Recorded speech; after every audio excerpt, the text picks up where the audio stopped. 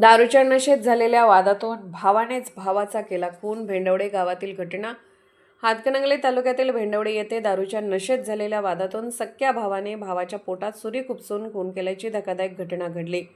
या प्रकरणी मृताच्या पत्नीने दिलेल्या फिर्यादीवरून आरोपी भावाविरुद्ध दिलेल्या माहितीनुसार अमर बापूसो चव्हाण वय 33 व त्याची पत्नी पियुषा हे दोघेही बिर्देवाडी आळते येथील समृद्धी प्लास्टिक कंपनीत कामाला होते. 28 जुलै रोजी अमर यांनी प्रकृती अस्वस्थ असल्याचे सांगून कंपनीतून घरी परतले. दुपारी पत्नीही घरी आल्यानंतर दोघे सिद्धेश्वर मंदिरात दर्शनासाठी गेले आणि त्यानंतर घरी परतले. सायंकाळी अमर यांनी दारूचे सेवन केले. नशेत त्यांनी घरातील कुऱ्हाड हातात घेऊन आज संपवणार आहे असे म्हणत घराबाहेर पडल्याचे फिर्यादीत नमूद आहे. रात्री ते पुन्हा घरी आल्यानंतर पत्नीला मारहाण केली. त्यावेळी पत्नी भीतीपोटी घराबाहेर गेली तर मुली शेजारी राहणाऱ्या दिराच्या घरी होत्या. यानंतर अमर यांनी हातात कुऱ्हाड घेऊन शेजारी राहणारे त्यांचे भाऊ किशोर बापूसो चव्हाण यांच्या घरासमोर जाऊन शिवेगाळ करत दारावर कुऱ्हाडीने वार करण्यास सुरुवात केली.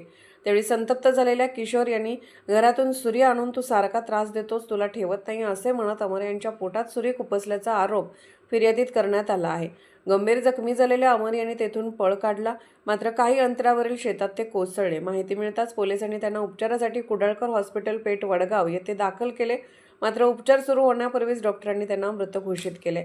या प्रकरणी मृताची पत्नी पियुषा अमर चव्हाण यांनी दिलेल्या फिर्यादीवरून किशोर बापूसो चव्हाण याच्याविरुद्ध गुन्हा दाखल करण्यात आला असून पुढील तपास पोलीस करत आहेत. पोलीस ऑफ इंडिया न्यूज चॅनलला लाईक करा, शेअर करा आणि सबस्क्राईब करा.